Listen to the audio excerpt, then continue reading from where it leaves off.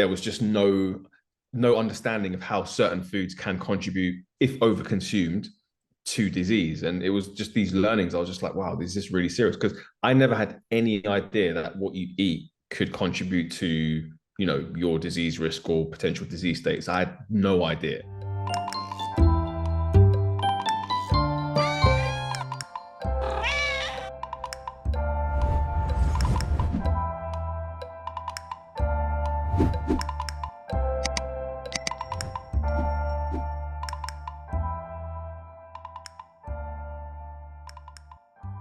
I am excited to be introducing a new guest today, Jeffrey Boadi. Jeffrey is a really fantastic advocate of healthy, plant-based, whole food nutrition. And he's got a fantastic Instagram site where he shares a lot of wisdom, brilliant recipes, makes it really accessible to people in a very user-friendly way. And he's also got an amazing website, The Health of Wealth. I invited Jeffrey onto my channel because I think so many people now are becoming very well aware of the relationship between the food that we eat and our health, and how making choices for what we do today can have a big impact on our future health. I love Jeffrey's way of explaining himself. His website and his Instagram are great. I got a lot out of this interview where we're looking at myth busting and misconceptions around plant-based or vegan diets. So I hope you find it useful. Please do let us know in the comments or the reviews below. And as always, stay curious and stay free. Right, I am really happy tonight to introduce a new guest to my channel, Jeffrey Boadi. Now, we are going to be having a fascinating discussion tonight about myths and misconceptions around plant-based and vegan diets and all things health and food related. And I've been following your work, Jeffrey. I was introduced to you by my daughter on Instagram for a long while now. Your Instagram page, the link will be below, is absolutely fantastic. So many helpful tips, beautiful recipes, lots of education on there as well. So thank you so much for joining us. And how are you doing this evening? Yeah, no, it's a pleasure to be part of this and looking forward to the conversation. And as far as how I'm doing, yeah, I'm doing really well. Good start to the week. So yeah, can't complain. Fantastic, fantastic. So, I mean, we're going to be talking a lot about health-related issues today. And can you give us a little bit of a background into, your story and where your passion for the relationship between health and food stemmed from? So it was actually really interesting. So I'd kind of grown up, I'd always had like a sporting background. So I played a lot of sport growing up in school, rugby, football, tennis, cricket, swimming. So like multi-sport athlete when I was growing up. And I guess at that time, the only thing that was in my mind was that I needed as much meat that I could get for protein and to build muscle, calcium for milk and these things like that. And my kind of wider understanding of nutrition was pretty limited, to say the least. And that's actually being kind. So it's kind of around 2017, I started to become a bit more kind of open to learning about just life in general. I was going through a few transitions in my life, career-wise, relationships and things like that. And I'd been advised to watch a documentary on Netflix called What the Health. And I watched it, and I'm sure, people have kind of heard about it. And I always do say that documentaries can be, pretty biased when it comes to nutrition and when it comes to health. But for me, watching it was a bit different. It was almost a catalyst for me to go down the rabbit hole myself and do a lot of the research and do a lot of the kind of learning and reading books and watching videos about how to optimize a plant-based diet and how it could be beneficial for your health. Obviously couple that with like changing my diet completely overnight, like completely cutting out all animal products. And bearing in mind, I'd been a heavy meat eater growing up, lots of eggs, lots of fish, chicken, beef, all that kind of stuff. So yeah, it was that kind of process. And really it was a case of, as I said, going down the rabbit hole, doing the research, doing the learning, and in terms of how I could optimize it for health and well-being. And, I still wanted to be able to, perform well in the gym, perform well if I was on the football pitch or the tennis court, still be able to kind of be fit, strong, healthy, build muscle, all that kind of stuff. So yeah, it was a kind of process, and obviously, figuring out which foods to get into your diet, which foods to remove, what nutrients you need. So that's really kind of how I got like really passionate about it and really into it. And as I said, I think in terms of how the recipes have kind of evolved, it was really a process of finding all of these different foods that I'd never really like heard of, even foods that are quite simple, like quinoa, for example. Like for me, it seems very normal, but I'd never really got into that while I was, eating the way that I was eating before. So yeah, it's been a real interesting process and a journey, and just been sharing that with the community on social media. Fantastic. So I just want to probe you a bit more about back in 2017 when you watched that documentary. Did it trigger something in it where you thought there's some truth here? Actually, I've got to look into it, because you weren't suffering from any health conditions at the moment. Obviously, there's lots of different reasons, which we'll come on to, for people that choose to go plant-based for all sorts of different reasons. But watching that documentary, what made you think, I mean, that's drastic, going cold turkey, so to excuse the pun, and cutting out all animal products straight away. Where did that determination or desire come from? Do you know what? I mean, just to touch on what you mentioned there, it wasn't a case of, I didn't have any kind of health issues or anything like that. I don't know. I felt like I'm watching it. And as I said, when I think about it, there was a lot of bias in the documentary. Like they made some claims which I didn't agree with, or thought were useful whilst watching it. But it was just a case of like, I don't know. I felt almost I was able to get an understanding of nutrition for myself, and maybe like obviously take certain things and be like, okay, maybe I can go and research into that. And I almost felt like I'd now had, okay, I can kind of learn about nutrition and kind of do it my own way, maybe. Let's see. And to be honest, I could have been like, let me cut down on my meat consumption, and I probably would have still been pretty healthy. But I don't know, sometimes I can be quite drastic when it comes to certain things. If I feel like I come across information that I feel could be impactful for me, I'll just make the change and then kind of figure it out as I go along. So yeah, I think it was there was certain political things that happened with like the meat industry and different lobbying groups in the US, which I'm sure happens in the UK as well. And it was almost like an eye opener as to how there was just no understanding of how certain foods can contribute, if overconsumed, to disease. And it was just these learnings. I was just like, wow, this is really serious, because I never had any idea that what you eat could contribute to your disease risk or potential disease states. I had no idea. So yeah, it was kind of just coming across all that information and just being like, wow, I can actually modify my diet, yes, somewhat drastically at the time, and potentially have even better health. I wouldn't say I was in bad health back then at all. I just didn't really have much of an idea about health beyond eating as much animal protein as I possibly could. So yeah, it was a really interesting process, and as I said, it really just kind of hit a nerve for me watching that. Even though, as I mentioned, there was a lot of hyperbole in some of the claims that were made, but there was more than enough for me to be like, you know what, let me dive deep into this and see if I can, gain some value from it. And I guess I have. It's fantastic. And I think that's such an important message, because so many people make quick decisions without really delving into it themselves. And diet is very controversial. And I would say the purpose of Jeffrey and I talking today isn't to try and convince anyone to do anything. It's to share how you can really look at some of these issues yourself and decide what's right for you. Because we all know, unfortunately, the state of the food industry now, in lots of different ways that we're going to come on to, is pretty atrocious for most of us. So let's dive straight into it then. I love your description of the difference between vegan and plant-based. Let me tell the listeners what your take on that is. Yeah, so I mean, first of all, we have to understand that veganism is an ethic, first and foremost. It is the, refraining from utilizing any kind of animal products, whether it be for food, consumer goods, clothing, etc., etc. Now, if someone tells me, for the majority of people who kind of adopt that more of an ethical standpoint, and I've got obviously respect for people who do that, provided that they don't, push it in people's faces. I think we do have to remember that they may not be considering optimizing their diet as a part of that. They might just think, I'm going to just remove animal products from my plate and remove animal products from my shoes and things like that.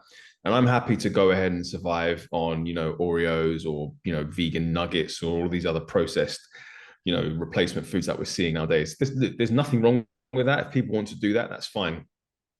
But as I said, being vegan tells me what you don't eat. But being plant-based, whole food plant-based as we call it, tells me what you do eat. That tells me that you're prioritizing, removing animal products from a perspective of trying to optimize your health.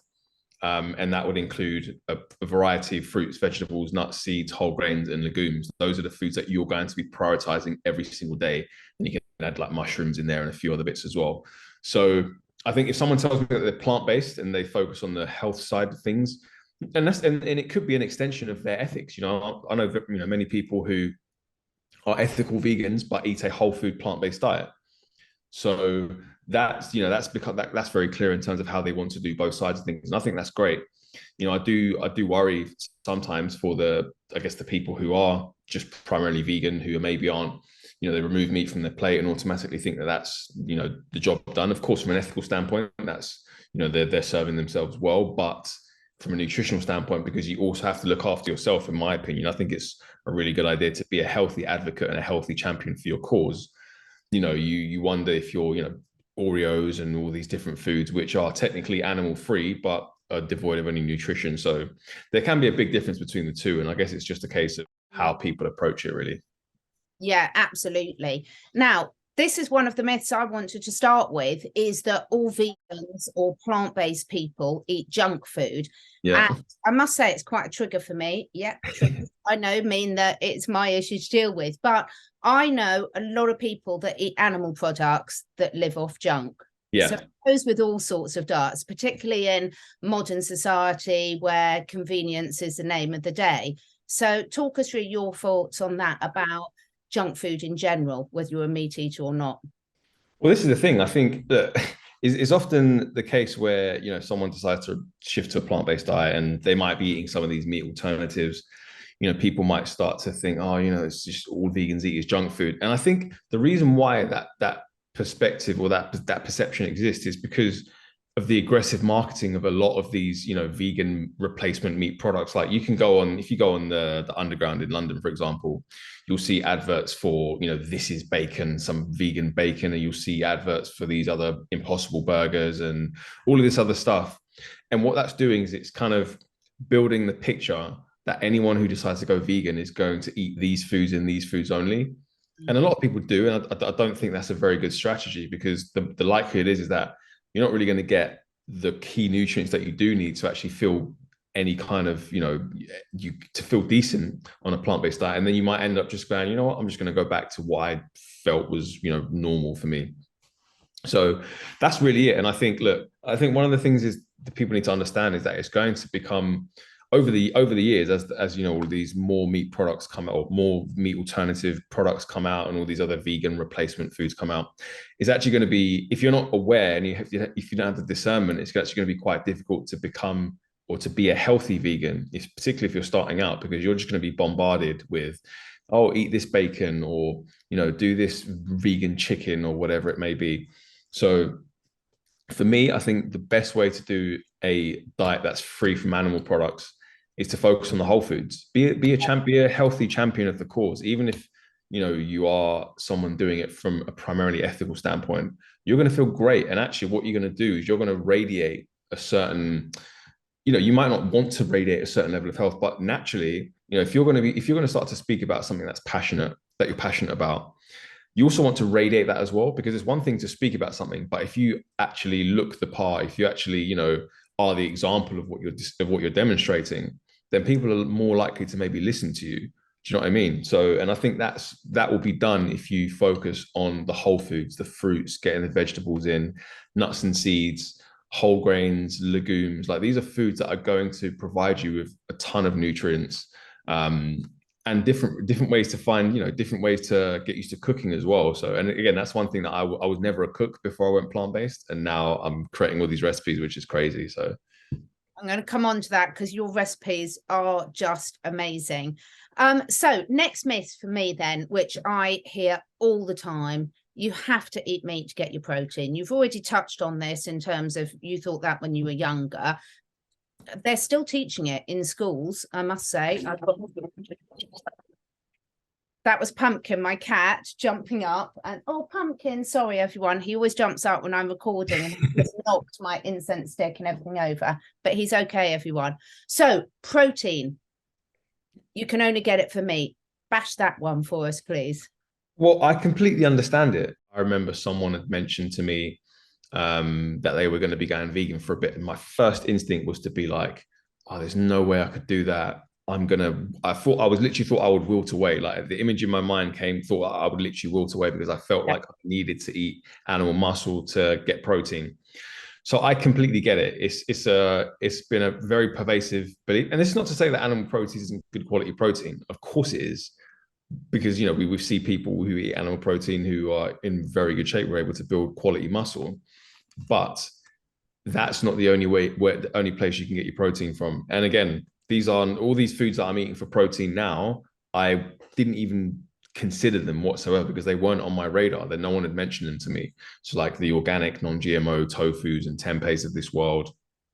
You've got your beans, different types of beans. You've got your lentils, your chickpeas, edamame. There's like so many different ways to get plant protein. And yes, of course, there is a consideration where if you're just eating one source of plant protein all day, for example, if you're eating black beans all day, the likelihood is that you're going to maybe be lower in certain of the essential amino acids. So what you need to do is get a wide variety of plant protein in across the entire day. So, for example, if I was to, outline a day of eating for me, it would maybe look like some protein oats. I'll put some protein powder in my oats, add some hemp seeds, which is a decent source of protein as well, and then some berries and nuts and other seeds. And then lunchtime might go for like a lentil bolognese with chickpea pasta or something like that. So you've got protein in the chickpea pasta, and that's another really interesting one. Sort of legume pastas, so like chickpea pasta, lentil pasta, green pea pasta. They've got like 24 grams of protein per 100 grams, whereas normal wheat protein has got maybe 12. So that's an easy way to bump up your protein. And then for dinner, I could do some kind of bowl where I could have, maybe some black beans, some organic tofu, maybe some quinoa or buckwheat or something like that, maybe some broccoli sprouts, avocado, hummus. And that's easy another 40, 50 grams of protein in one meal. So, it's easy for me. I get around maybe 140 grams of protein a day quite easily. I maybe was eating too much back in the day. And what's interesting is that when I went plant-based, I think I was around 83, 84 kilograms. I'm now 95. So I've clearly had no problems with putting on lean muscle over the years. So yeah, again, it just takes a bit of understanding and a bit of, clarity on how to optimize your protein intake for in terms of like amino acids and things like that. But yeah, I mean, it's definitely something that should have been debunked a long time ago, I would have thought, but I guess it's still pervasive in some ways. So much. And also what I find really fascinating is I don't think there's many meat eaters that would have that level of knowledge. I bet you if I'd have been speaking to you when you were eating a normal conventional meat and plant diet, I don't think you'd have been able to answer that question. I don't think you'd have known where a lot of it just be it comes from meat. But so many people who are on a meat-based diet, they don't rotate their protein sources. They don't take care of where it comes from. So I'm not bashing any type of diet. I think everyone's got to choose what's right for them, health-wise, ethically, and also in terms of availability as well, in terms of what you can get hold of. Because, the next myth I want to come on to is humans were evolved to eat meat. And, well, we were evolved with my take on that before I ask you is there's lots of things that we used to do in the past that we no longer do now, and times have changed. And also I'm blessed to have a lot of choice about where I can get my food from. Yeah. Therefore, I have got the opportunity. Well, some people live in parts of the world where they haven't got choice, and therefore they'll have to make different choices. Yeah. Yeah, so I think with that one, I think that it's almost like the appeal to nature fallacy, like, oh, our ancestors did this, so we should do it now. And again, it's all based on like, firstly, none of us were even there, so we don't know exactly what they were doing. We can look at certain pieces of data from like evolutionary anthropologists or people in that field who might have done a bit of research into like the bones of these people back in the day and looking at what they ate and stuff. But you can never be sure, that you can never be definitive in any kind of way. And also I think people back in the day weren't really eating to thrive and live to 70, 80, 90. They were eating for survival, really. And look, there's so many different schools of thought. You've got, people ate tons of fiber, or people ate tons of meat. I also think maybe your actual ancestry plays a part. So for me, my ancestry is Africa, and where it's hot, so there's obviously going to be a ton of fruits and vegetables, and probably not that much meat. But then if maybe you've got like a Northern European where it's maybe a bit colder, you might be looking to go for more meat and more animal fats. So things like that. I think I've been able to kind of do really well on a plant-based diet. Others might not have been able to do that well, and that's actually right. But I think when you say, oh, we're supposed to eat meat, that kind of indicates that anyone who's on a plant-based diet is just going to wilt away, which isn't true. We're seeing so many people thriving, athletes performing at a high level. So again, it's never a case. I'm never like, oh, the plant-based diet is clearly better than this diet. I'm just saying, look, you can eat in a number of different ways. Yeah, Plant-based diet clearly works for plenty of people. It's clearly worked for me for over half a decade. I'm not gonna tell people not to eat meat. If you feel like you want to eat meat because that's what you want to do, fine. But it is what it is. I think one of the funny ones that I always hear as well is when people talk about themselves and compare themselves to like lions. And yes, well, lions also kill their young. They yeah, also, they also do all this crazy stuff. But what, just because they eat meat, that means, that you align with them. And if you also think about it, lions eat meat on sight. They're obligate carnivores, yeah. whereas humans will never. If a human saw roadkill on the road, they would never go up to it and eat it. They would never do that. So yeah, it's an interesting one, that one. If people want to just eat meat because they feel it's got nutrient density, which it does, then absolutely by all means do that. But don't start, throwing out all of these, oh, I'm a lion or I'm supposed to eat meat and blah, blah, blah, all this, speculative stuff, because it doesn't really serve anyone. I agree. We're very lucky, a lot of us, to live in a time where we've got choices. Yeah. And also very lucky to live in a time where we've got access to a lot of this information, albeit there's a lot of misinformation out there as well. So you need to be cautious. So, right, the next myth. Again, I hear this all the time. You have to have dairy products to get your calcium. Yeah. Again, I understand, these are things that we've been taught from such a young age. And again, it all comes down to the circumstances. So if someone living in maybe a low income area, dairy probably is actually the best source of calcium for them, because maybe they might not have the ability to go and buy all some of the other foods that I'm going to mention. But there is plenty of calcium in plant-based foods. You've got calcium set tofu, which is really easy to get a good amount of calcium from. Dark leafy greens like spinach and kale and Swiss chard, foods like that. You've got tahini, calcium fortified plant-based milks are out there, or you can make your own plant-based milk and put calcified seaweed in there, which is what I do sometimes. So there's so many different options that you can do to get your calcium. Chickpeas as well, kidney beans. So again, it all comes down to education. This is what it all comes down to. It's not a case of people saying that, dairy is the best source of calcium because they've evaluated everything.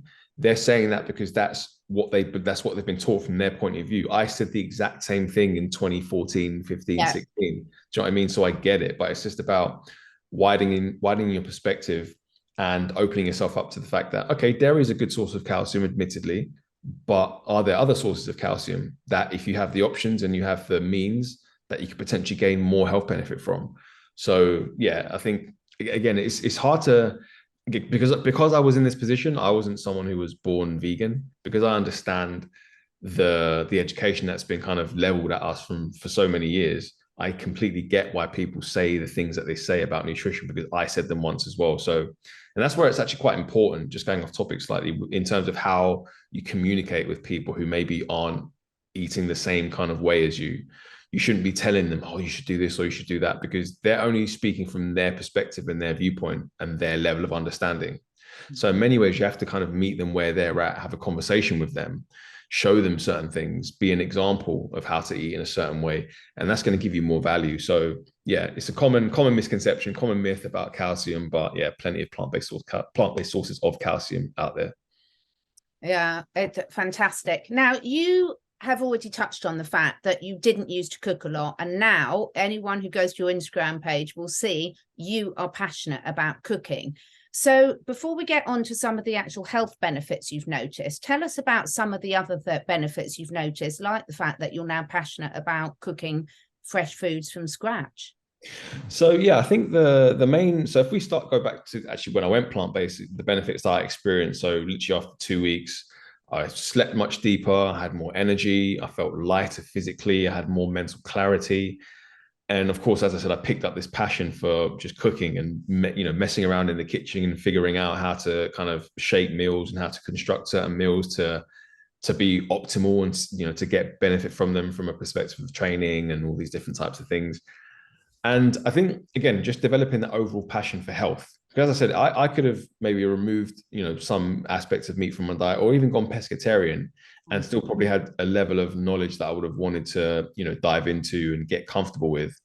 But I guess it just so happened that for me, I just thought at the time, right, let's just go fully plant-based. And it worked really well for me. I mean, it would have been interesting to see what would have happened if it hadn't worked so well and I was like flagging and tired and things like that. Might have switched back, but I felt really good.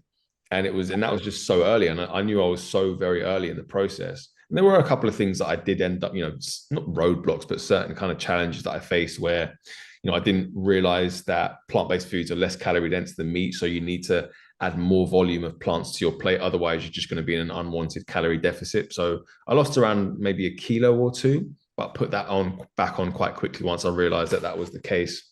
So yeah, it was just really just developing. As I said, I have such a passion for health now overall. Plant-based nutrition is a big part of that, but other areas of health. So how can I optimize my sleep? Or, what are the best ways to optimize my training? Different supplements that I can use to enhance my training and my sleep and other areas of health, stress, mindfulness, and things like that. Because I do think health is a spectrum. It's almost like a pie chart. You've got so many different bits to add in there to complete the puzzle for yourself. So yeah, I've just become super passionate about all of these different areas of health with, of course, plant-based nutrition and recipes as a main focus, because I think that can be so beneficial for so many people. Yeah. Have you found that you've introduced a lot more variety into your diet? Because a lot of people, particularly if they're working a long job, got a family to look after, it can be very difficult to look for inspiration. So did you find, because I'm asking this question because I did, that when I went plant-based, it made me research a lot more about what I was eating. And that very quickly turned into a passion for me that I just love it and am still learning every day now. I mean, how have you added variety into your diet? Because that's so important for our microbiome, isn't it? Definitely. I think getting that kind of diversity of plants in, we're seeing so much value in terms of, how that can be beneficial for populating our gut bacteria, feeding the existing gut bacteria to then produce metabolites for us to promote health.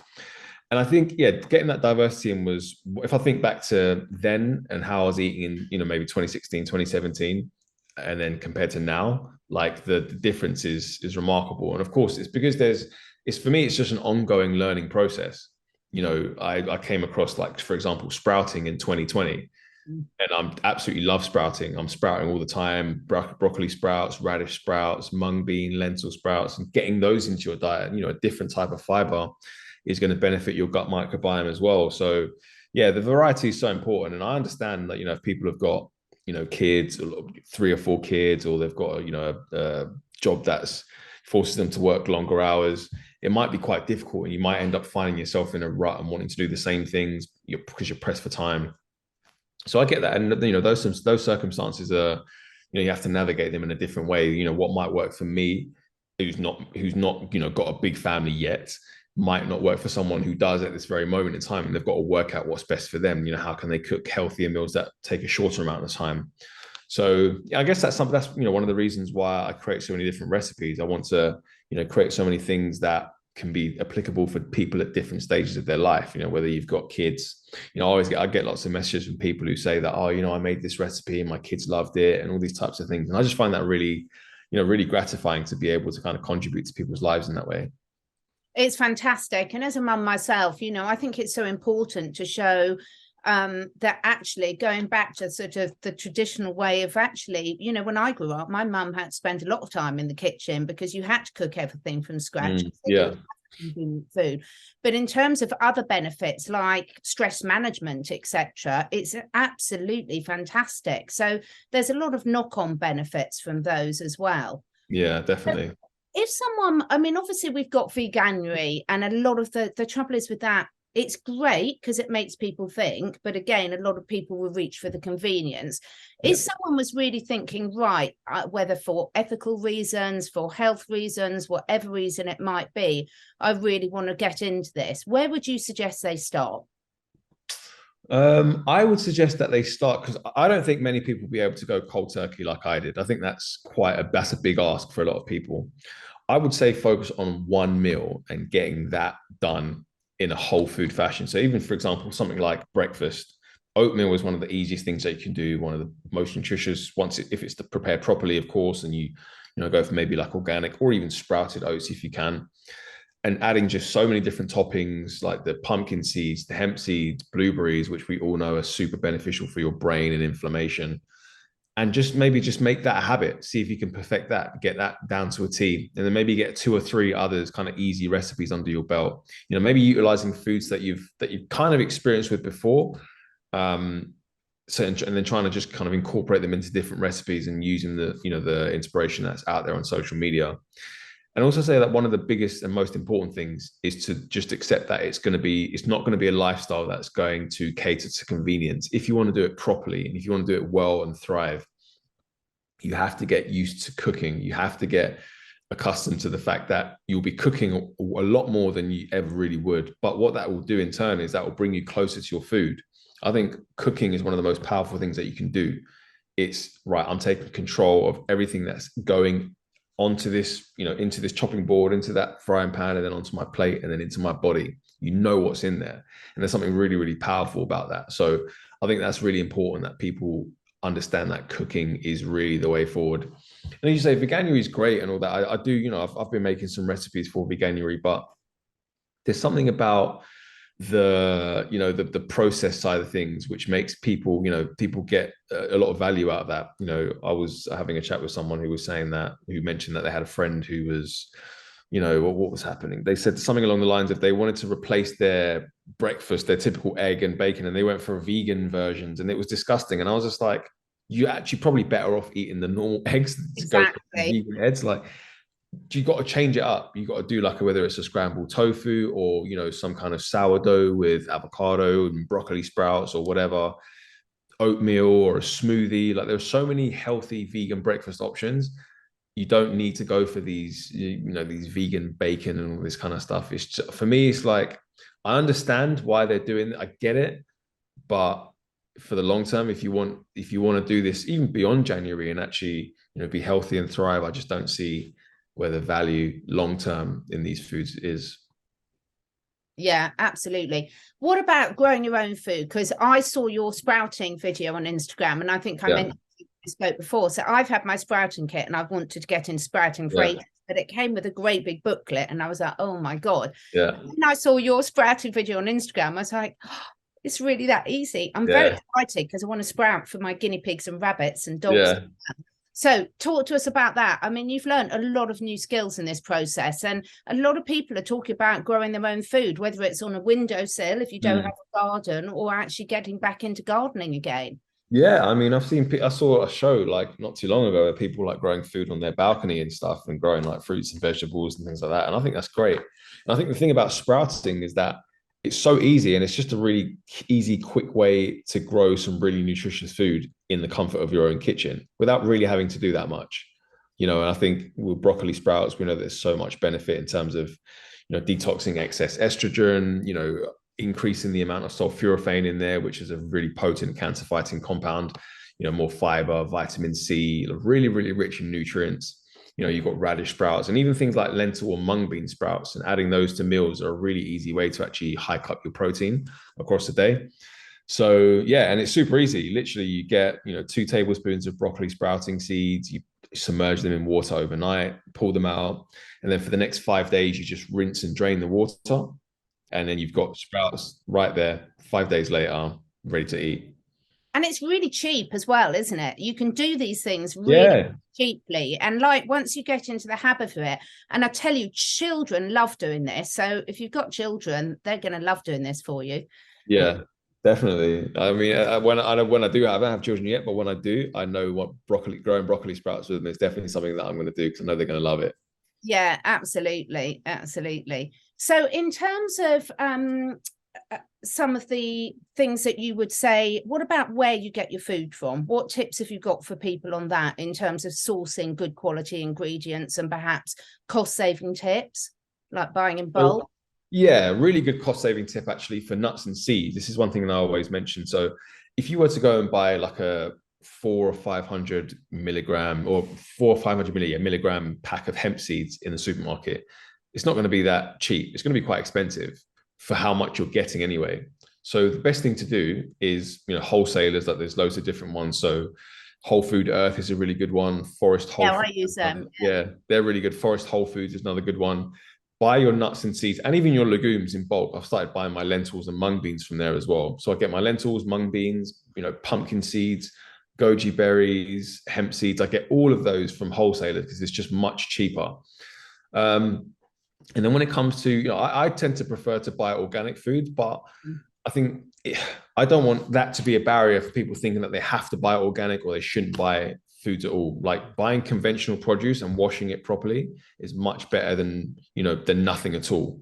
And if you can justify the cost of spending an extra however much it is to get your organic berries or whatever it is, then absolutely great, do that. But I don't think it should be something that you should always worry about, particularly if you're starting out. You shouldn't let too many things distract you. Try and go for, if you do go for conventional produce, just make sure you wash it thoroughly and then you're good to go.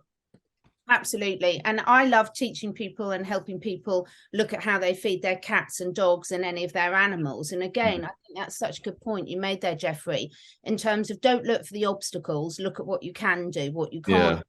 One tip I do, because I buy in bulk, but luckily my neighbours as well. And so what we do is we'll buy quite a bulk thing and then share it between us as well, which is another good tip if you've got anyone local to you or even family members or something. And that really helps the whole community as well. Yeah, what definitely. I find is you don't have to do all the research yourself then, because they might be researching one thing and say, have you tried this? And then we'll try something else.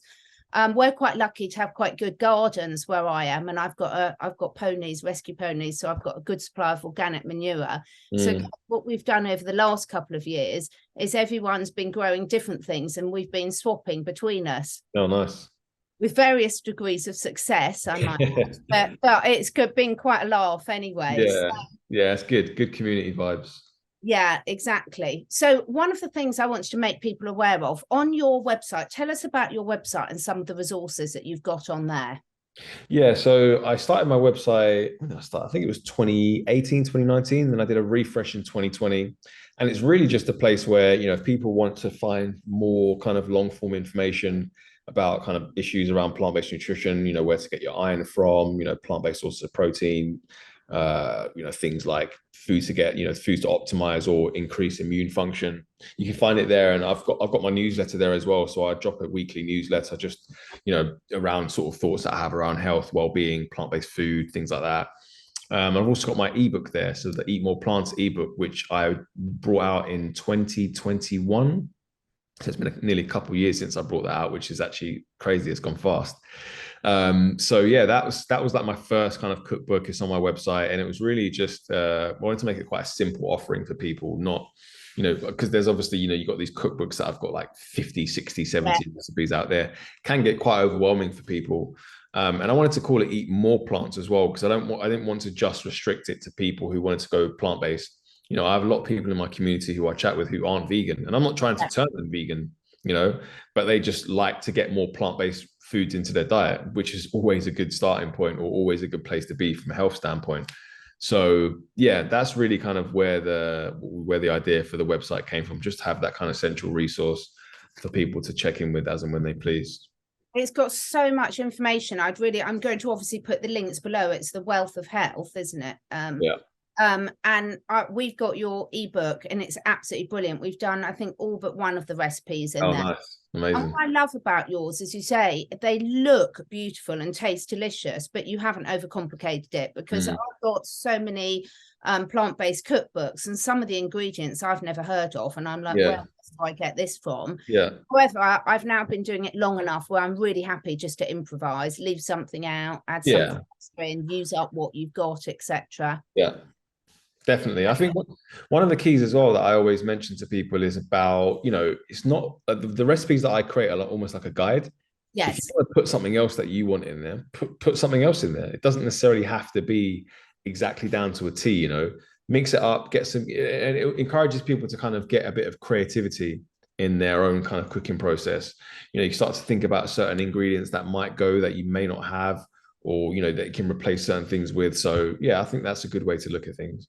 Yeah, brilliant. The other tip I love is, which I know you've spoken about quite a bit, is cooking extra so that you can take it for lunch the next day and things like that. So that's so easy. I mean, once you get into the habit of doing these, sort of bulk it out a bit more. Personally, I love the fact that we can eat more as plant-based. Yeah, exactly. You can love my food. Yeah, you can eat more and you're not going to overdo it with the calories, because you can't. You'll get full, plenty of fiber if you're getting good plant-based protein in there as well. So yeah, I enjoy loading up my plates.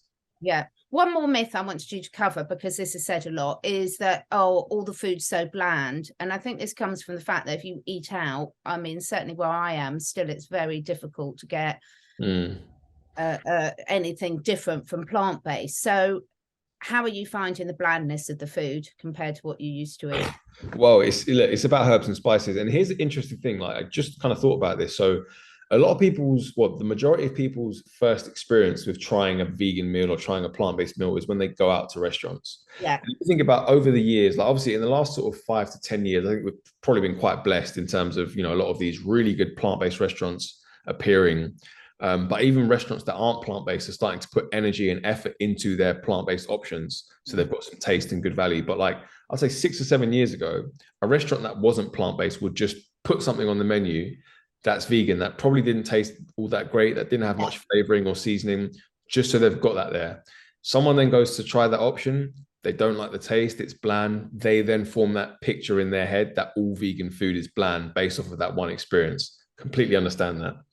But it comes down to it comes down to this. It's all about herbs and spices. It's all about adding flavor, adding, aromatics with onion and garlic and, all these different foods, ginger, putting them in your food. That's what's going to give you the taste. I was saying on Twitter the other day, when it comes down to, for example, meat, it's not the fact that it's the flesh that tastes good, because no one likes the taste of uncooked flesh or like unseasoned flesh. No one likes that.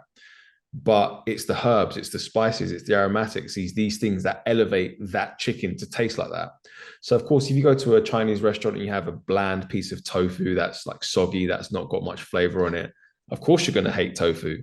But then if you do an extra firm tofu, organic of course, and then you add some liquid smoke, a bit of olive oil, some garlic pepper, some paprika, cayenne pepper, let that marinate, and then cook that, you're going to get a completely different taste experience. So it's about how you prepare your food. It's about how you season your food. And that will answer the question about, why people find, plant-based food so bland. You need to just season it. Treat your vegetables like you would treat your meat. As simple as that. Exactly. And there's so many health benefits of these herbs and spices, aren't there? Exactly. Once you start, I'm a herbalist, so I love my herbs. Yeah. But when people start looking in and adding them and getting creative, and this is how we learn, isn't it? Trial and error. Exactly. And it is good fun, isn't it? I can see that you have real fun with what you're doing. I mean, videos. Yeah, I do. Yeah. It's a fun process, and as I said, spices and herbs that I'd never really got involved with. Like for me, one of the best ones is cinnamon. Great for blood sugar control. Blood sugar or blood pressure? Anyway, blood sugar. And it almost like for people who maybe struggle with, I guess, the taste of transitioning, cinnamon's a great one to get into like oat, because it almost gives you that almost like a sweet flavor as well. Combine that with banana and you're onto a winner. Exactly. And you will find, I mean, I do this a lot when people are transitioning their animals. I just prefer working with anything that's got a tail. But the thing is when you're used to certain diets, the microbiome in your mouth and in your body makes you crave certain things. And as you start introducing more variety, you'll find your taste changes so much. There's so many people that I know have absolutely hated like a green shot or a celery juice. And then a month later, they're just craving it because their body's like, give me more. So would you advise people to, and not be too put off if they try something for the first time, if they think it's going to be something that suits them, persevere? You have to persevere. You have to give your taste buds time to turn over. It takes, I think there was a study that I saw where the more you expose yourself to a lot of these bitter foods, it changes the proteins in the saliva, which means that you then actually start to become adjusted to these foods. I think this was a study in rats, I believe. And of course, whilst we're not rats, that's actually quite interesting to see how mammalian, taste buds can actually change and adapt based on the foods that you're exposed to.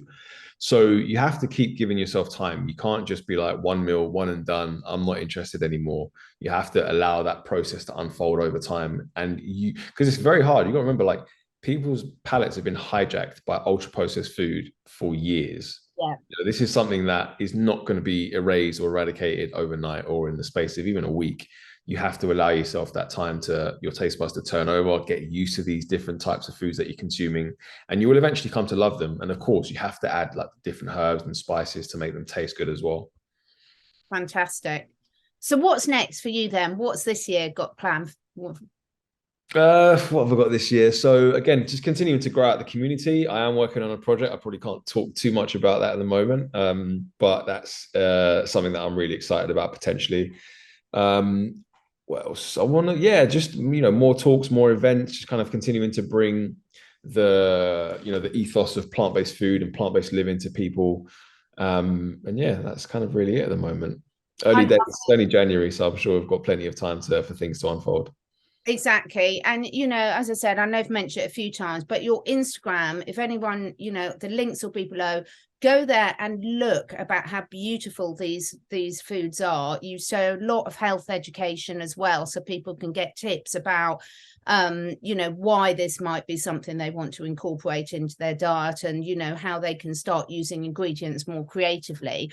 And then your website, which again, the link will be below, that ebook is fantastic. And I think I love the fact that you just haven't got too many recipes in there, because I had a couple of books that sat on my shelf for 2 years, because every time I opened them, I was like, oh, too Yeah, where to start. It's overwhelming for some people. Yeah, so start simple and have fun. Any Definitely. final words you want to leave people if they're sort of, thinking, should I do this? My health's not quite optimum. Should I give it a go? Any final words?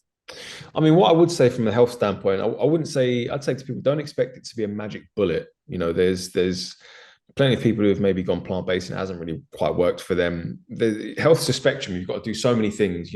Getting your diet right is one of the best things you can do. Then you've got to think about your training. Then you've got to think about how you're sleeping, how you're managing your stress. Are you doing, getting your nutrient intake right? But if you are to go and do it, go slow. Just try, as I said, 1 or 2 recipes, get those under your belt, branch out that way. Allow your taste buds time to turn over, get comfortable with the process of cooking. And if you do that and you really treat it as a lifestyle as opposed to a restrictive diet, as some people try to paint it, I think, for the majority of people out there, you'll get some good value from it. So it's best to look at it that way. I love it. I don't see it as restrictive at all for me. I just see it as just introducing more choice and also giving me a kick up the backside to not be lazy. Because I must admit, I go through stages where I can be quite lazy and think, oh, I can't be bothered to do this. But every time I get in the kitchen and start creating, I love it. I really, really enjoy it. Yeah.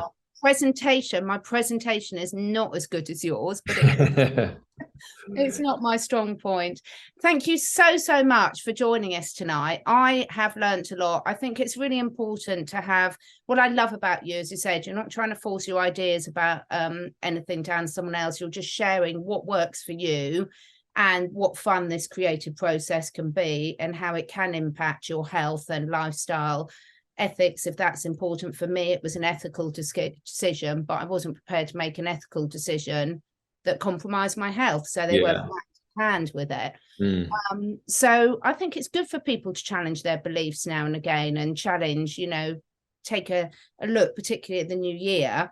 A lot of people take a look and they come up with New Year's resolutions, but taking a really honest look at your lives and sort of saying, how am I doing health wise? Energy wise, is there something I do want to change my life? And if so, this might be a good starter point for them. Yeah, I agree. I think that, there's so many different ways in which we can approach a plant-based diet, and just being open to it. And as you say, challenging your beliefs. And it might not even necessarily be a case of going fully plant-based. You can dip your toe in the water, can go majority plant-based and see where it takes you. But I think the most important thing is to just be conscious, start to become conscious, as you say, about where your health is, how are your energy levels? How do you feel in the gym? How do you feel day to day? Do you need coffee to, wake yourself up? So just having that consciousness and that awareness and that discernment of how you are from a health standpoint will only put you in good stead. Fantastic. Thank you so much for joining us today. I have absolutely loved it. All Jeffrey's links will be below, and hopefully I might be able to encourage you to come back again. Any questions, folks, feel free to ask in the comments, because we do always look through those. Thank you, Jeffrey. A pleasure. Thank you.